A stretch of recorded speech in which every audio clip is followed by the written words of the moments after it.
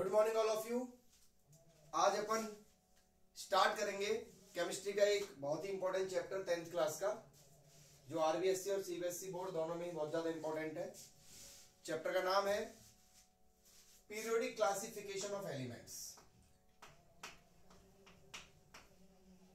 Periodic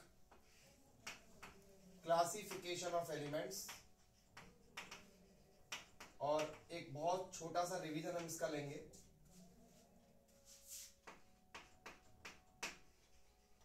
periodic classification of elements.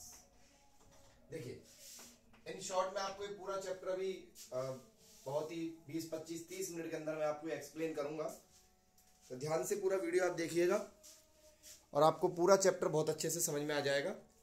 Chapter का नाम है periodic classification of elements.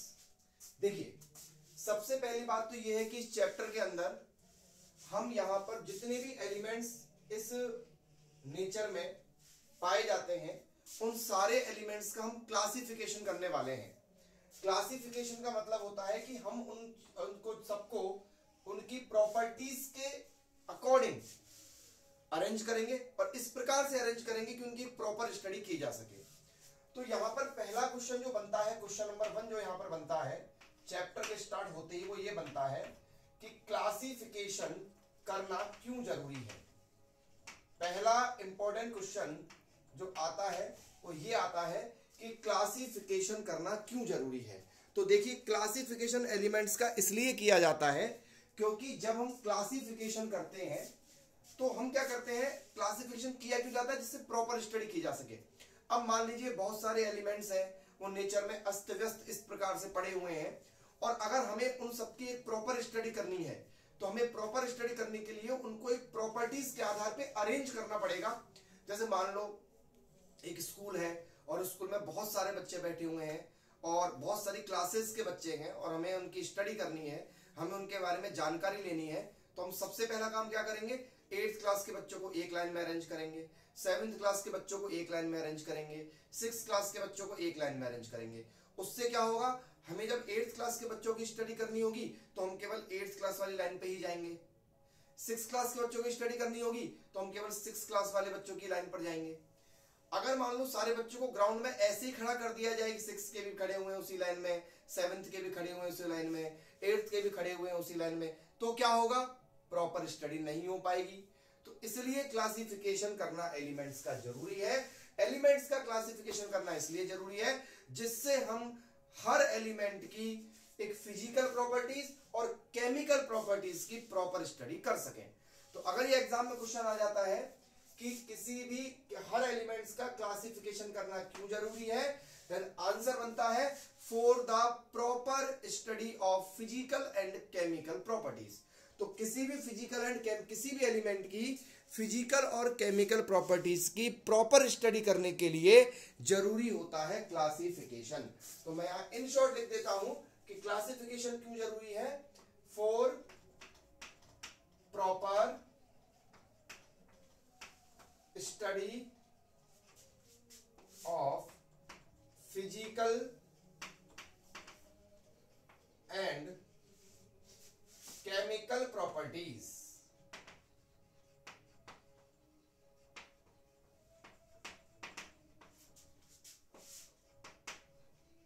Elements, ठीक है।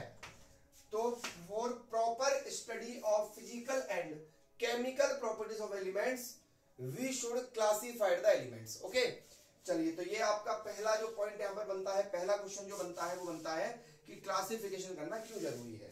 अब हम दूसरे पॉइंट पे बात करते हैं कि जो जितने भी साइंटिस्ट थे उन्होंने क्लासिफिकेशन किया। उन्होंने क्लासिफिकेशन किया, क्यों किया ये तो आपको पता लग गया कि भाई क्यों करना था क्लासिफिकेशन। तो क्लासिफिकेशन किस किसने किया, तो इसमें पहला नाम जो आता है क्लासिफिकेशन करने में वो आता है डॉबेराइनर का।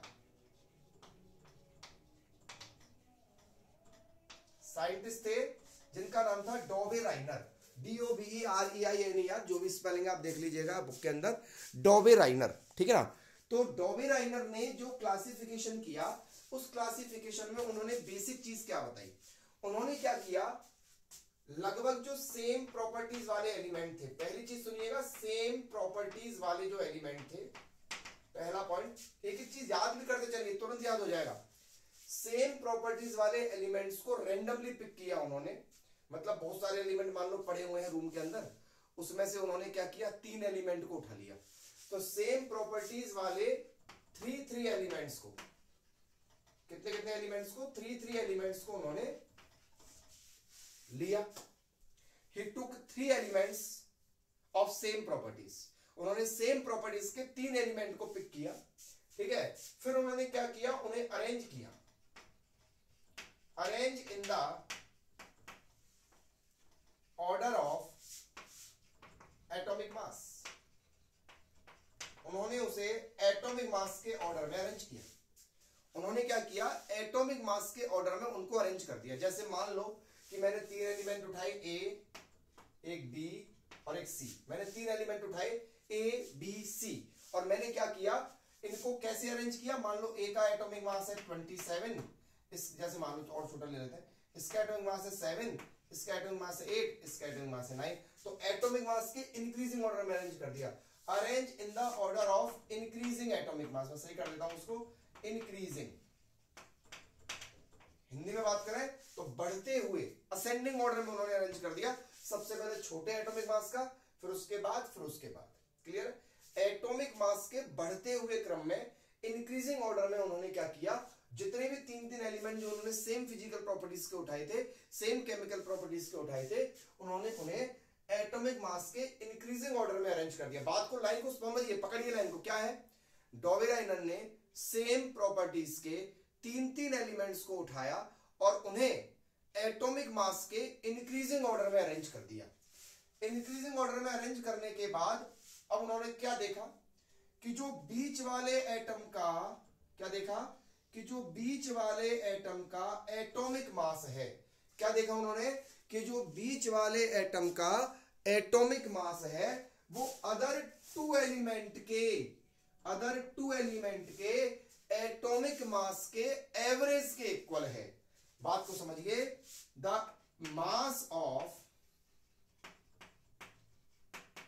Middle element, the mass of middle element is the average of other 2। बहुत आसान, कि जो बीच वाले एलिमेंट का एटॉमिक मास है वो अदर 2 एलिमेंट के एवरेज के इक्वल है। एवरेज निकालते हैं, चलो 7 और 9 का एवरेज निकालो, 7 + 9/2। एवरेज क्या हुआ, 7 + 9/2। तो 7 + 9/2 कितना आता है, 16/2। कितना आता है, 8। तो देखिए ये 8 के बराबर हुआ कि नहीं हुआ। यानी कि इन्होंने क्या कहा कि बीच वाले एलिमेंट का जो एटॉमिक मास है वो अदर 2 एलिमेंट के, जो बचे हुए 2 एलिमेंट हैं, इनका एवरेज है। और देखते हैं, जैसे इन्होंने, और लेते हैं एक एग्जांपल और, जैसे मान लो कुछ लिया P Q R, मैं एलिमेंट का नाम ले रहा हूं, कोई भी एग्जाम में जब आता है तो एग्जाम में आता है कि what do you mean by Dobereiner's triads. Triads क्यों बोला जाता है इसको, क्योंकि 3 के पेयर थे, तो 3 के पेयर को बोलेंगे अपन ट्राइड्स। ये भी पूछा जा सकता है what do you mean bye triads, तो ट्राइड्स का मतलब 3 के पेयर। क्लियर। तो जैसे P Q R, तो P Q R का जैसे मान लो आया 10, 11, 12, है ना। तो बीच वाले एलिमेंट का क्या है, 11। इन दोनों का एवरेज देखिए क्या होगा, इन दोनों का एवरेज कैसे निकालेंगे, 10 + 12/2 कितना आ रहा है, 22/2, यानी कि 11। क्या आ रहा है, कितना आएगा बच्चों, 11 आएगा। कितना आएगा, 11 आएगा। डन। तो इस प्रकार से अपन जो है उन्होंने जो बताया था उसको सीख सकते हैं। ओके, अब आप देखिए, जब उन्होंने इस प्रकार से जब ये बताया तो उन्होंने देखा कि सबसे पहला पॉइंट क्या था, सेम प्रॉपर्टीज के एटॉमिक मास, सेम प्रॉपर्टीज के एलिमेंट उन्होंने उठाए। कितने एलिमेंट उठाए, 3 एलिमेंट उठाए। फिर अगला पॉइंट उन्होंने क्या किया, उनको अरेंज किया, एटॉमिक मास के इंक्रीजिंग ऑर्डर में अरेंज किया। फिर उन्होंने क्या देखा, that he took 3 elements of same properties and arranged in the order of increasing atomic mass and found that the mass of middle element is the average of other 2। खत्म। तो ये डॉबेराइन, अब मतलब सीधी से अगर मैं बात करूं तो ये तुक्का ही है, ये एक तुक्का है। क्यों तुक्का है, क्योंकि रैंडमली जब वो 3 के पेयर बना रहे हैं, अब मान लो कभी ऐसा आ गया, जैसे मान लो अपन सीधी बात करते हैं, मान लो कभी ऐसा आ गया, मान लो उन्होंने एलिमेंट उठाया एक्स वाई जेड, और मान लो ऐसा भी तो हो सकता था ना, जब वो रैंडमली पिक कर रहे हैं सेम प्रॉपर्टीज के, तो मान लो इसका एटॉमिक मास 2 आ जाता, इसका एटॉमिक मास मान लो 7 आ जाता, और इसका एटॉमिक मास मान लो 8 आ जाता। अब ये भी तो एटम मान लो सेम फिजिकल प्रॉपर्टीज हो सकती है, इंक्रीजिंग ऑर्डर है, बिल्कुल देखो 2 7 8 है, लेकिन आप इन दोनों का अगर एवरेज देखोगे तो 8 + 2/2 करोगे तो 10/2 यानी कि 5 आ रहा है, और 5 7 के इक्वल नहीं है। समझे? तो इंपॉर्टेंट बात यह है कि जब इन्होंने इस प्रकार के ट्राइड्स बनाए तो ये केवल 3 ही ट्राइड्स बना पाए। कितने ट्राइड बना पाए? ओनली 3 ट्राइड बना पाए। 3 बार ये जब इन्होंने रैंडमली पिक किया तो केवल 3 ट्राइड ये बना पाए।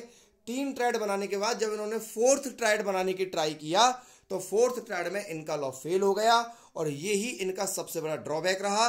लेकिन हम इन्हें इस हिस्ट्री में क्यों पढ़ते हैं? पीरियोडिक टेबल की हिस्ट्री में हम पीरियोडिक टेबल की हिस्ट्री में इसलिए पढ़ते हैं क्योंकि इन्होंने सबसे पहले इस चीज को इनिशिएट किया, इसलिए हम डॉबी-राइनर्स को पढ़ते हैं।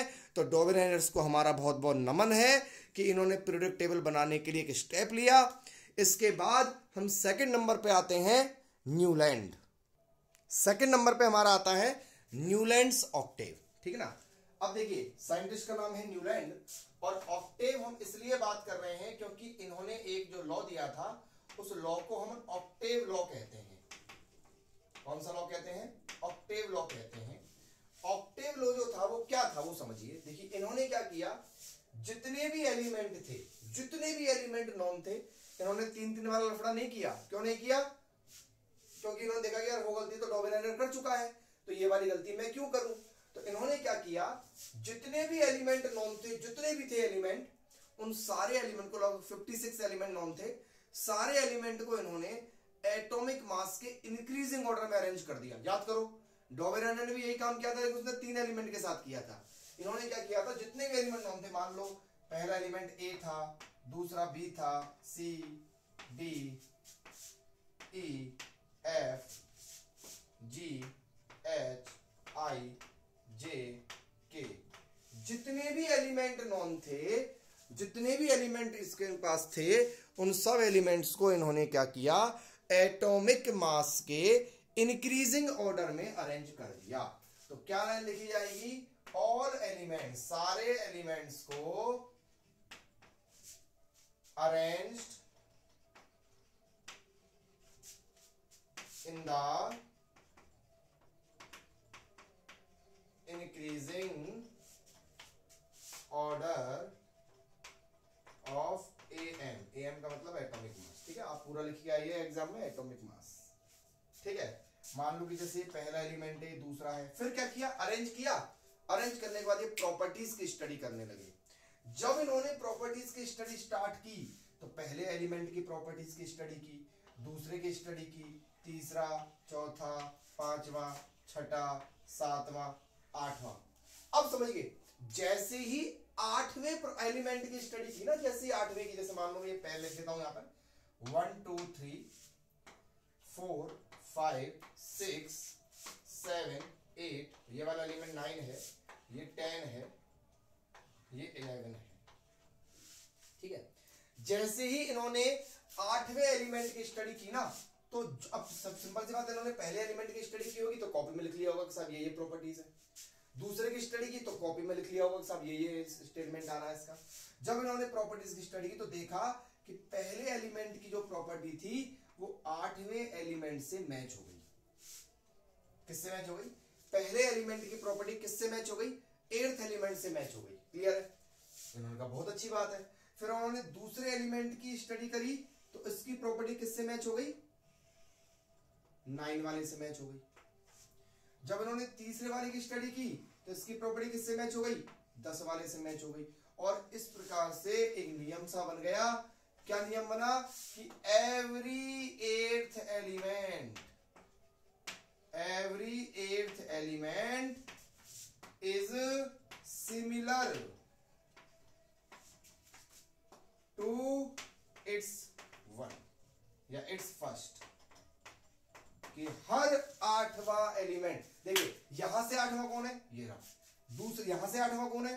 9th वाला, यहां से 8वां कौन है 10 वाला, यहां से 8वां कौन है 11 वाला, यहां से 8वां कौन है 12 वाला। तो हर 8वां एलिमेंट अपने पहले एलिमेंट की जैसी प्रॉपर्टी स्टडी रखता है।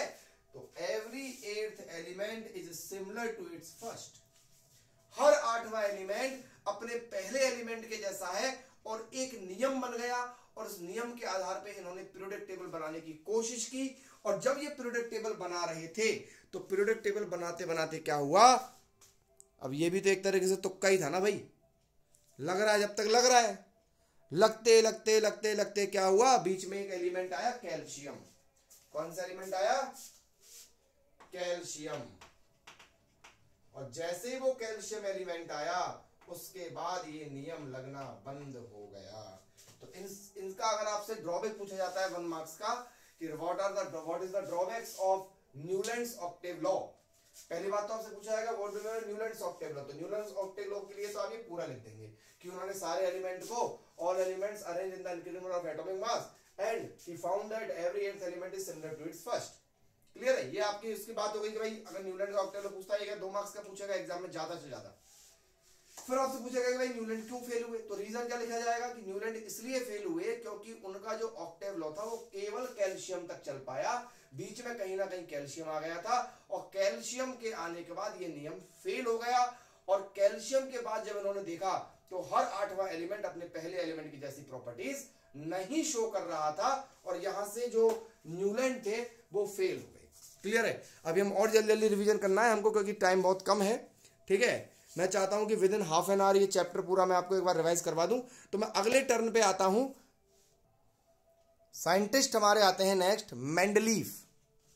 मेंडलीफ पीरियोडिक टेबल, देखिए इन्होंने जो पीरियोडिक टेबल बनाई थी, आज जो आप मॉडर्न पीरियोडिक टेबल देखते हैं वो लगभग आपकी जो बनाई है वो तो हेनरी मोजले ने बनाई है, लेकिन वो उस पीरियोडिक टेबल के बारे में जो असली जानकारी थी, प्रॉपर्टीज के बारे में जो असली जानकारी थी वो हमारे मेंडलीफ भाई साहब दे गए थे। तो मेंडलीफ की पीरियोडिक टेबल में जो कमियां थी उन कमियों को मैं आपको बताऊंगा, लेकिन मैं आपको सबसे पहले बता देता हूं कि मेंडलीफ ने क्या किया था।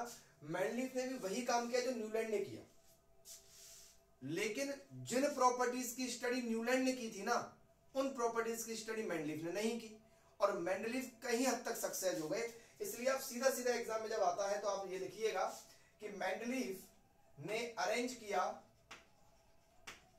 अरेंज ऑल एलिमेंट्स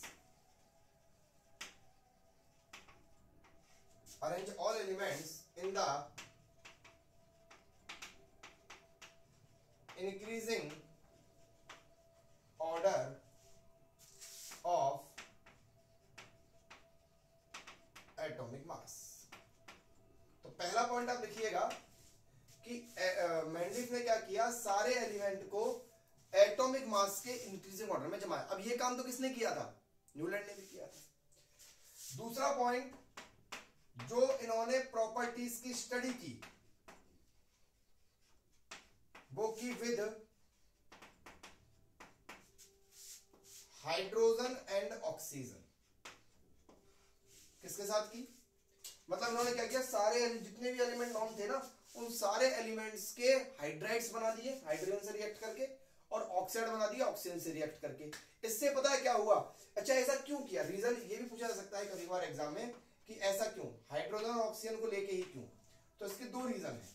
पहला रीजन है कि इजीली अवेलेबल है, या फिर अपन बोल सकते हैं कि हाइड्रोजन ऑक्सीजन से मोर रिएक्टिव होते हैं। कैसे होते हैं, मोर रिएक्टिव होते हैं, हर किसी से रिएक्शन कर जाते हैं। पहली बात तो हाइड्रोजन ऑक्सीजन मोर रिएक्टिव होते हैं, हर किसी से रिएक्शन कर जाते हैं इसलिए इन्होंने इसकी स्टडी की। क्लियर है, एक पॉइंट बहुत है, काफी है कि उन्होंने क्या किया। इन्होंने सबसे इंपॉर्टेंट बात है कि मेंडलीफ और न्यूलैंड में अंतर क्या, जबकि दोनों ने सेम काम किया था।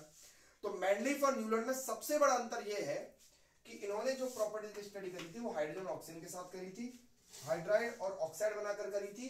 क्यों करी थी, क्योंकि ये मोर रिएक्टिव होते हैं, नॉर्मली रिएक्शन कर जाते हैं, और उनके हाइड्राइड ऑक्साइड उन्होंने बना दिए थे। फिर उन्होंने देखा कि लगभग कम से कम 90% जो पीरियोडिक टेबल थी वो अरेंज हो गई थी इन नियमों के हिसाब से। तो इन्होंने एक लॉ दिया जिसको अपन बोलते हैं पीरियोडिक लॉ। आप इसको बहुत अच्छे तरीके से रट्टा मार लीजिए, क्योंकि अगर एग्जाम में आया और आपने इतना लिख दिया, पीरियोडिक लॉ लिख दिया, तो भी ये मान के चलिए कि आपके हाफ मार्क्स जो है क्वेश्चन के वेटेज के वो बच जाएंगे। क्या है? The properties of elements are periodic function of their atomic masses। क्या है? The properties of elements are periodic function of their atomic masses। बहुत अच्छे। इसका मतलब मैं बताता हूं आपको कि जो एलिमेंट्स की प्रॉपर्टीज होती है वो एटॉमिक मास के हिसाब से अरेंज करने पर बार बार रिपीट होती है। पीरियोडिक फंक्शन का मतलब होता है रिपीट होना, ठीक है। तो एटॉमिक मास के आधार पर अरेंज करने से जो प्रॉपर्टीज होती है एलिमेंट्स की वो रिपीट होती है। तो यही हुआ था जब उन्होंने एटॉमिक मास के ऑर्डर में अरेंज किया था, प्रॉपर्टीज की स्टडी की, तो बार बार जब प्रॉपर्टी स्टडी रिपीट होने लगी होगी तभी तो उन्होंने कॉलम्स के अंदर एलिमेंट्स को रख दिया होगा। तो properties of elements are periodic function of their atomic masses. तो ये मेंडलीव के बारे में मैं आपको बता रहा हूं, लेकिन अब सुनिए कि मेंडलीव की कमियां क्या थी। आप बार बार इस वीडियो को रिपीट करके देख सकते हैं कि मैंने क्या क्या बताया, उसको अच्छे से समझिए, ठीक है। ड्रॉबैक्स जो नॉर्मली पूछे जाते हैं बहुत इंपॉर्टेंट है। Drawbacks of Mendeleev.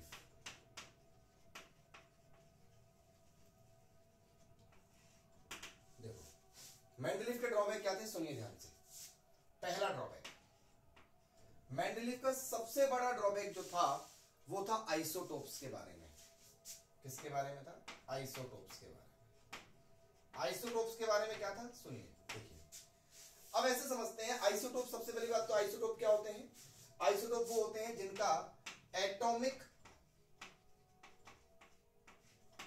नंबर तो सेम होता है पर उनका जो मास नंबर है वो डिफरेंट होता है। जैसे मैं कार्बन की बात कर लेता हूं, एग्जांपल ले लेता हूं कार्बन का।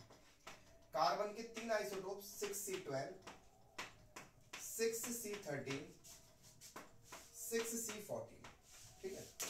अब समझिए, देखो, मतलब नेचर में कार्बन 3 तरह का पाया जाता है। ऐसे समझिए, नेचर में कार्बन कितने तरह का पाया जाता है? 3 तरह का पाया जाता है। अगर मैं और इसका मास जो है वो 12 है, इसका मास जो है वो 13 है, इसका मास जो है वो 14 है। अब मेंडलीव ने क्या कहा था? मेंडलीव ने ये कहा था कि सारे एलिमेंट को एटॉमिक मास के इंक्रीजिंग ऑर्डर में अरेंज करिए। तो अगर मैं एटॉमिक मास के इंक्रीजिंग ऑर्डर में अरेंज करूं तो जैसे मान लो ये पीरियोडिक टेबल बनी हुई है, ऐसे बनी हुई है, मान लो पीरियोडिक टेबल ऐसे। सबने देखी होगी पीरियोडिक टेबल, तो हम क्योंकि रिवीजन ही तो ले रहे हैं केवल, है ना। तो ऐसे बनी हुई है, मान लो पीरियोडिक टेबल है, ऐसे बनी हुई है, मान लो ऐसे।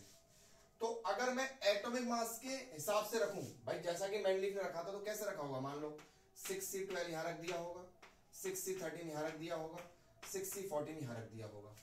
लेकिन उन्होंने क्या बात बोली थी कि जब मैंने एटॉमिक मास के ऑर्डर में अरेंज किया तो प्रॉपर्टीज अरेंज हो गई। क्या एलिमेंट अरेंज हो गए? प्रॉपर्टीज के हिसाब से। प्रॉपर्टीज के हिसाब से अगर अरेंज है तो अब ये भी कार्बन है, ये भी कार्बन है, ये भी कार्बन है, तो ये इसके नीचे आना चाहिए। फिर तो भाई प्रॉपर्टीज के हिसाब से अगर अरेंज करूं तो ये ऐसे पूरा कॉलम एक प्रॉपर्टी का है, ये पूरा कॉलम एक प्रॉपर्टी का है, तो ये सारे एलिमेंट ऐसे आने चाहिए। प्रॉपर्टीज के हिसाब से अरेंज करें तो ऐसे आने चाहिए, और एटॉमिक मास के हिसाब से अरेंज करें तो ऐसे आने चाहिए। तो पहली जो ड्रॉबैक थी वो क्या थी कि ये आइसोटोप्स की पोजीशन को नहीं बता पाए कि आइसोटोप्स की पोजीशन पीरियोडिक टेबल में कैसी होती है। पहला जो इनका ड्रॉबैक था वो ये था। दूसरा ड्रॉबैक ये था इनका कि हाइड्रोजन की पोजीशन पीरियोडिक टेबल के अंदर क्या होगी उसके बारे में ये नहीं बता पाए कि जो हाइड्रोजन है उसकी पोजीशन पीरियोडिक टेबल में मेटल के साथ है, नॉन मेटल के साथ है, ये नहीं बता पाए। तीसरी इनकी सबसे बड़ी कमी ये थी कि इन्होंने क्या किया, इनके टाइम इन्होंने बोला कि जो नोबल गैसेस थी उनको इन्होंने पीरियोडिक टेबल में ढंग से अरेंज नहीं किया। इन्होंने बहुत सारे डिसिमिलर एलिमेंट्स को एक साथ रख दिया, सिमिलर एलिमेंट्स को अलग अलग रख दिया, जबकि मेन जो ड्रॉबैक्स है वो आपको एक तो हाइड्रोजन वाला एग्जाम में लिख देना है, एक आइसोटोप्स वाला एग्जाम में लिख देना है। तो ये थी बात किसकी? मेंडलीव की। अब अपन बात करते हैं फोर्थ साइंटिस्ट हमारे, जिनका नाम है हेनरी मोज़ले।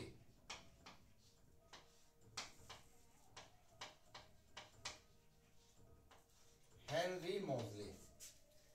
हेनरी मॉजले ने क्या किया, जब हेनरी मॉजले ने अपनी पीरियोडिक टेबल तैयार की तो उस समय तक क्या था कि एटॉमिक नंबर्स डिस्कवर हो चुके थे। देखिए अब तक जितने भी साइंटिस्ट मैंने आपको बताए, डॉबेराइनर बताया मैंने आपको, डॉबेराइनर के बाद मैंने आपको मेंडलीफ बताया, न्यूलैंड बताया, तो इन्होंने जो भी काम किया है ना वो सारा की सारा काम इन्होंने कैसे किया है, एटॉमिक मास को आधार बनाकर।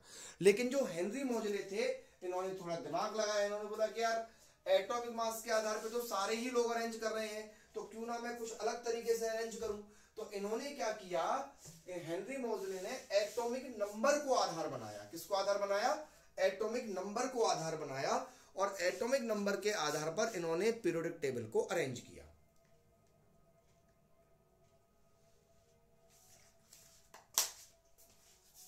कैसे किया समझिए, इन्होंने क्या किया, arranged all elements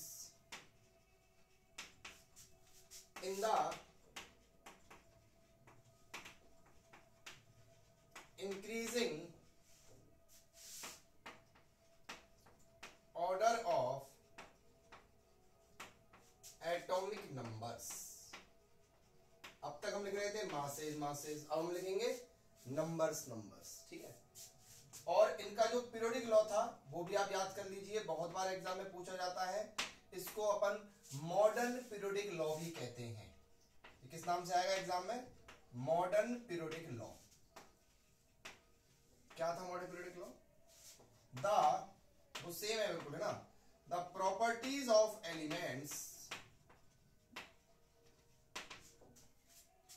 are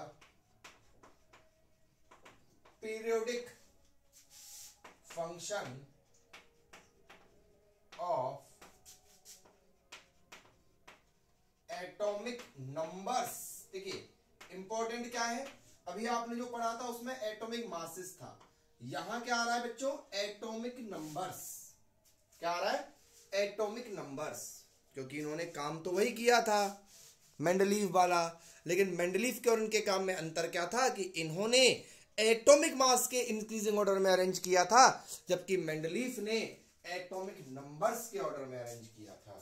clear, चलिए इसको अच्छे से देख लीजिएगा आप।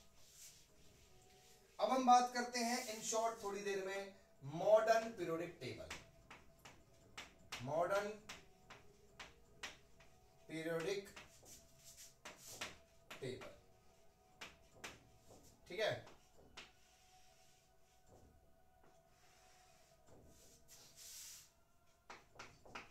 Modern periodic table, modern periodic table जो थी उसको कुछ इस प्रकार से अरेंज किया गया, कुछ वर्टिकल कॉलम्स के अंदर रखे गए, कुछ हॉरिजॉन्टल कॉलम्स के अंदर रखे गए एलिमेंट्स।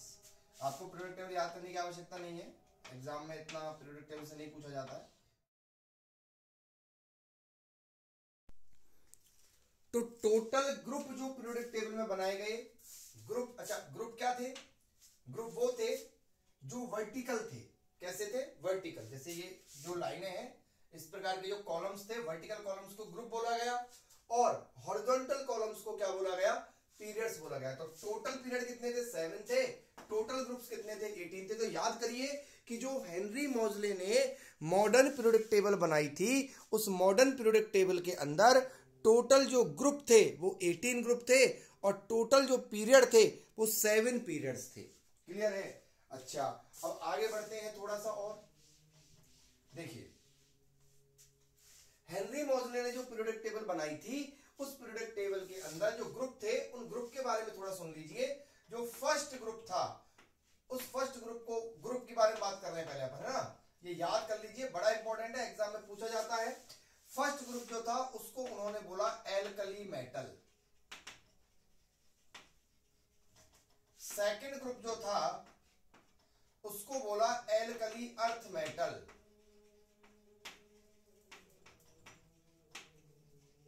Alkali earth metal. पहले ग्रुप को क्या बोला बच्चों, एल्कली मेटल। दूसरे ग्रुप को क्या बोला, एल्कली अर्थ मेटल। और इन दोनों ग्रुप से मिलकर बनने वाला जो ब्लॉक था उसको बोला एस ब्लॉक। ठीक है। उसके बाद थर्ड ग्रुप से लेके 12 12वें ग्रुप तक, इसको बोला बच्चों डी ब्लॉक। ब्लॉक इतना ज्यादा जरूरी नहीं है ना, ब्लॉक। और इन सारी इसमें जितनी भी मेटल थी उनको बोला गया ट्रांजिशन मेटल्स।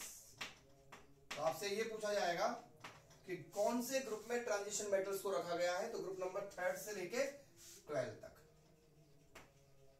ट्रांजिशन मेटल्स, ठीक है। ग्रुप नंबर 13 से लेके ग्रुप नंबर 18 तक की अगर मैं बात करूं, तो इन एलिमेंट्स को बोला गया था रिप्रेजेंटेटिव एलिमेंट।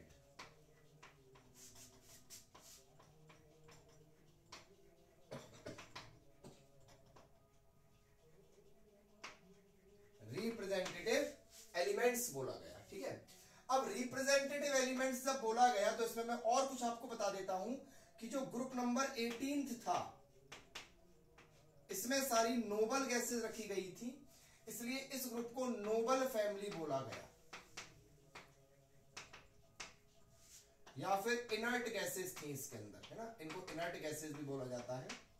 सारी इनर्ट गैसेस को ग्रुप नंबर 18 में रखा गया। क्लियर है? तो कभी आपको आ जाए कि नोबल फैमिली या इनर्ट गैसेस फैमिली वाला ग्रुप कौन सा है, तो वो है आपका 18th ग्रुप, ठीक है ना। 17th ग्रुप जो था इसके नीचे, 17th ग्रुप जो था इसके जस्ट पास में, उसको बोला गया आपको हेलोजन फैमिली। तो याद रखिए।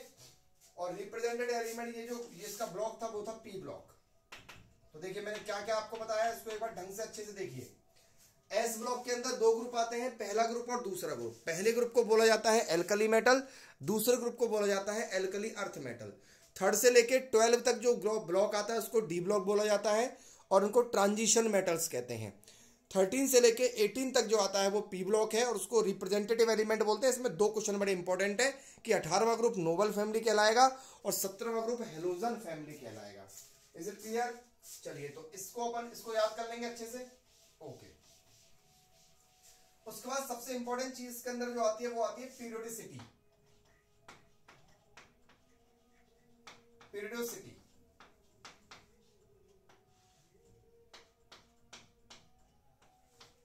पीरियोडिसिटी को इन शॉर्ट समझते हैं अपन जल्दी से 5 मिनट के अंदर। देखिए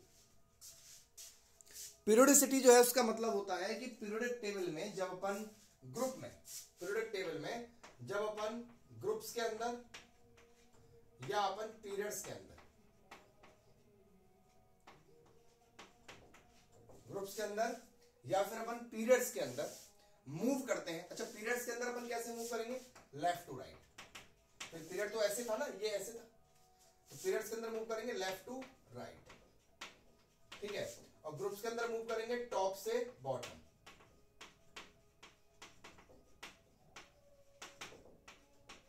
पीरियड के अंदर मूव करेंगे लेफ्ट टू राइट और ग्रुप्स के अंदर मूव करेंगे टॉप से बॉटम। तो जब अपन पीरियड के अंदर और ग्रुप के अंदर मूव करेंगे तो किस प्रकार से जो है उनकी प्रॉपर्टीज में चेंज होगा, ये चीज कहलाती है पीरियोडिसिटी, ठीक है ना। तो पीरियोडिसिटी हम पढ़ने वाले हैं यहां पर। एक तो पढ़ेंगे अपन बेटा एटॉमिक साइज की, एटॉमिक साइज बोल लो, एटॉमिक रेडियस बोल लो। एक एटॉमिक साइज, मेटेलिक कैरेक्टर और वैलेंसी, तीन प्रॉपर्टीज की अपन स्टडी करेंगे। तो देखिए सामने लिखे हुए हैं, इसमें अपन बात करें सबसे पहले ग्रुप्स के बारे में, तो ग्रुप्स में अपन टॉप से बॉटम की बात करेंगे और पीरियड्स में अपन लेफ्ट टू राइट की बात करेंगे। तो देखिए ग्रुप्स के अंदर अगर अपन बात करें तो एटॉमिक साइज भी बढ़ती है, मेटेलिक कैरेक्टर भी बढ़ता है और वैलेंसी फिक्स रहती है, ठीक है। ध्यान रखना, अगर आपको क्वेश्चन आता है कि ग्रुप में ऊपर से नीचे जाने पर एटॉमिक साइज में क्या चेंज आता है, तो आप क्या लिखेंगे? एटॉमिक साइज बढ़ती है, मेटेलिक कैरेक्टर भी बढ़ता है पर वैलेंसी फिक्स रहती है।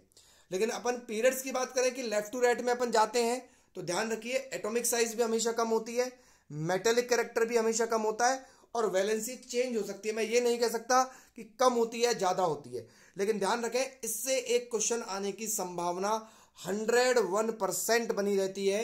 1 नंबर का 1.5 नंबर का क्वेश्चन इसमें से पूछा जा सकता है। अच्छा अब इसका मैं एक थोड़ा सा रीजन आपको बता देता हूं कि यहां जो रीजन है वो क्या लगने वाला है ग्रुप के अंदर। तो ग्रुप के अंदर का जो रीजन है उसको आप ध्यान से देखिए और उसको आप लिख सकते हैं एग्जाम में, तो आपको मार्क्स यहां पर पूरे मिल जाएंगे, ठीक है ना। तो आप लिखेंगे कि जब हम ग्रुप में ऊपर से नीचे जाते हैं तो साइज क्यों बढ़ता है, क्योंकि ऑर्बिट बढ़ते हैं। क्या इंक्रीज होते हैं, ऑर्बिट्स इंक्रीज होते हैं। ऑर्बिट्स इंक्रीज होने से जो है साइज क्या हो जाती है, इंक्रीज हो जाती है। ये तो हो गया एटॉमिक साइज का। अब बात करेंगे मेटेलिक कैरेक्टर की, कि मेटेलिक कैरेक्टर रीजन सर हम क्या लिखेंगे। तो मेटेलिक कैरेक्टर का रीजन आप ये लिख सकते हो कि अगर ऑर्बिट बढ़ते हैं, साइज बढ़ती है, तो इलेक्ट्रॉन इजीली एस्केप हो जाता है। एस्केप मतलब बाहर निकल जाता है, क्योंकि जैसे जैसे साइज बढ़ेगी तो न्यूक्लियस से दूरी बढ़ जाएगी। न्यूक्लियस से अगर दूरी बढ़ जाएगी तो फोर्स कम लगेगा इलेक्ट्रॉन के ऊपर, और इलेक्ट्रॉन के ऊपर अगर फोर्स कम लगेगा तो इलेक्ट्रॉन को निकालना बहुत आसान हो जाएगा। और जितना जल्दी इलेक्ट्रॉन एटम के अंदर से निकलेगा, इसका मतलब उतना अच्छा मेटल है। तो ऊपर से जाने पे साइज बढ़ती है, साइज बढ़ती है तो इलेक्ट्रॉन को निकालना बहुत ही आसान हो जाता है। तो ये एटॉमिक साइज का परफेक्ट रीजन हो गया और आपके मेटेलिक कैरेक्टर का परफेक्ट रीजन हो गया। क्लियर है। अब बात करते हैं अपन पीरियड्स के अंदर। जब अपन पीरियड्स की बात करेंगे तो देखिए लेफ्ट टू राइट जब जाते हैं तो लेफ्ट टू राइट जाने पर क्या होता है, ऑर्बिट्स तो बढ़ते नहीं है। मैं लिख देता हूं यहां पर कि लेफ्ट टू राइट जाने पर क्या होता है, ऑर्बिट्स जो होते हैं वो इंक्रीज नहीं होते हैं। तो ऑर्बिट्स का तो लफड़ा खत्म हो गया। लेकिन क्या होता है, प्रोटॉन और इलेक्ट्रॉन्स ये बढ़ते हैं लेफ्ट टू राइट जाने पर। प्रोटॉन्स भी बढ़ते हैं और इलेक्ट्रॉन्स भी बढ़ते हैं। तो प्रोटॉन और इलेक्ट्रॉन के बढ़ने से क्या होता है, उनके बीच का जो फोर्स है वो बहुत ज्यादा इंक्रीज हो जाता है। तो फोर्स के इंक्रीज हो जाने से क्या होता है, एटम थोड़ा सा कॉम्पैक्ट हो जाता है, सिकुड़ जाता है। भाई नॉर्मल सी बात है, अगर मैं यहां पर एक एटम बनाऊं और मैं आपसे कहूं कि ये इलेक्ट्रॉन है, ये न्यूक्लियस है जिसमें प्रोटॉन रहते हैं, इनके बीच का जो फोर्स है वो बहुत ज्यादा अगर स्ट्रांग हो गया है तो नॉर्मल सी बात है एटम थोड़ा सा कॉम्पैक्ट हो जाएगा।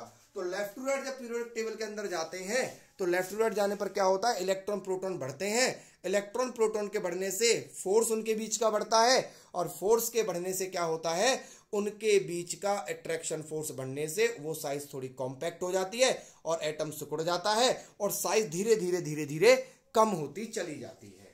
अब सोचो, जब फोर्स बहुत ज्यादा बढ़ जाएगा तो इलेक्ट्रॉन निकालना बहुत मुश्किल हो जाएगा, इसलिए मेटेलिक कैरेक्टर कम हो जाता है। ठीक है, तो आप इसको आराम से इस चैप्टर को देखिएगा। अपन ने आधा करीब 40-42 मिनट के अंदर हमने इस चैप्टर को खत्म किया है। अच्छे से देखिएगा, मैं गारंटी लेता हूं इसमें से क्वेश्चन बाहर नहीं जाएगा। आप आराम से इसको पढ़िए, 2-3 बार रिवाइज कीजिए, अच्छे से लिखिए, बुक को भी थोड़ा पढ़ के जाइएगा।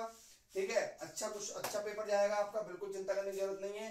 दूसरी बात अपन करें, इसमें एक बात का ध्यान रखिएगा, किसी भी पीरियड में लेफ्ट टू राइट जाने पर साइज कम तो होती है, लेकिन ध्यान रखिएगा लास्ट में जो नोबल गैस फैमिली आती है उसकी साइज सबसे ज्यादा बड़ी होती है। ये इसमें एक एक्सेप्शन है। क्यों है एक्सेप्शन, रीजन अगर आपको लिखना है तो आप लिखेंगे वॉन्डरवॉल फोर्स, वॉन्डरवॉल रेडियस। कौन सी रेडियस, वॉन्डरवॉल रेडियस। वैसे तो पूछा नहीं जाएगा लेकिन फिर भी पूछा है तो मैं लिख देता हूं, वॉन्डरवॉल, WANDERWAALS, वॉन्डरवॉल्स रेडियस। ठीक है, वॉन्डरवॉल्स रेडियस